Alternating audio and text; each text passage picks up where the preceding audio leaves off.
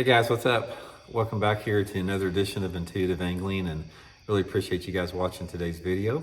Guys, got a good topwater buzzbait video for you guys today. I'm going to show you my favorite setup for fishing in the fall time of the year. It's really a unique color setup and size. Sort of going to go over how I do it and explain the conditions it works really good in. Because really, guys, in my opinion, it's like the fall time of the year is without a doubt the best time to fish a buzzbait. Now, there are really two windows that I like to fish it. One is in the late pre-spawn and the early spawn period of time when the water temperature starts to get around 60. That's a really good time to fish a buzzer.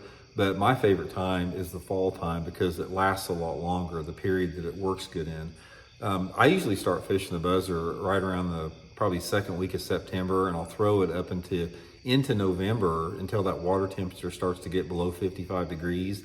So there's a really big window that this works in. So what I want to talk about today, guys, is a small buzzbait, an 1/8 ounce buzzer, black buzzer with a bright chartreuse trailer on it. Now this is, I'm not even sure who makes this buzzbait here. It's a little 1/8 ounce model with a little bitty blade on it. This is the Zoom Z-Crawl Junior. And what I do with it, I bite it off, probably about an inch or so, and throw this, it's a bright chartreuse, guys. This isn't like a dyed chartreuse. This thing really stands out. And this combination here, the black skirt with the chartreuse trailer on it, guys, this, for whatever reason, the bass love this in the fall time of the year.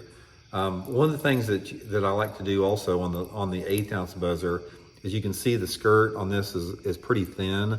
An 1/8 ounce buzzer, if you have too thick of a skirt, it doesn't work real good. So I like to remove like about half the strands out of it, so I got more of the chartreuse showing. So I've got the black blade, the black head, a little bit of black skirt, and the bright chartreuse on it. And there's something about the combination of this black blade on here and this bright chartreuse that really, really gets a lot of strikes when that water temperature is sort of in the 65 to 80 degree range in the fall time of the year. Fish just do not see this a lot of times. And the good thing about this is it works in a pretty diverse range of conditions. Now, my favorite scenario for it is obviously stained water condition. When you have stained water, the bright chartreuse is going to work better. So the condition that ideally I like to work it in is water visibility of about 1 to probably 2 feet, depending upon the skylight conditions. Now, when I talk about the diversity of it, it can work in cleaner water than that if you've got lower light conditions. So let's say, for example, it's a typical partly cloudy day with not much wind. This is what I'd pull out for if the water visibility is about 12 inches, maybe 15 inches. And then also if that water clarity got cleaner, like 2.5 foot of visibility, I'd try this right off the bat in the morning because in those low light conditions, this bright chartreuse is going to stand out. Or if it's cloudy and rainy, that type of deal. Another thing with this is really key is shade. It's a really good bait to throw around, like the shade of the docks, shade of an overhanging tree, any type of shady bank.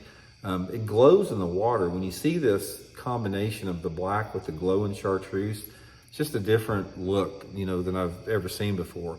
And another tip that I'll give you guys here, this is a general buzzbait tip in general. A lot of the buzzbaits out there, they've got the flat head on them, and they tend to bend the blade down to where the blade clacks against that. You don't want that, guys. I have found out that you're going to get a lot more bites on a buzzer if you bend the blade out where the blade will not hit the head, and then take a leaf blower. I showed this before. I actually did a video on it. Take your leaf blower and blow it about 2 or 3 minutes on a fast speed and get that blade spinning like super fast. And what it's going to do, it's going to start creaking more. Now, the creaking sound that you have on a little buzzbait is going to get 10 times more bites than a clacking sound. One of the most overrated aspects of a buzzbait is a clacker. The clacker will work under some conditions, but bass have to be in just the right mood for it. And if you're fishing a buzzbait, say, you guys have probably done this. How many times have you been fishing with your buddy and you're trying to flip a jig down a row of trees or whatever, and your buddy's throwing this big, loud, obnoxious clacking buzzbait? I think it spooks the fish. I think a clacking buzzbait will spook the fish and keep other anglers from catching fish that are in the same boat. So you want a squeaky buzzbait, and so bend the blade out a little bit, get that shaft, really, worn down from spinning a lot from the leaf blower, and it'll give you a really unique squeak on there. So that combination of the squeak and the color just gets a lot of bites in the fall time of the year.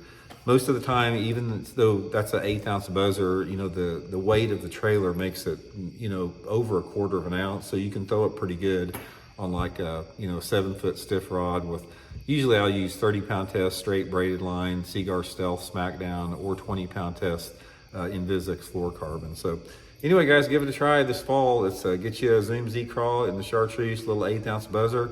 It'll get you some good bites. So see you later.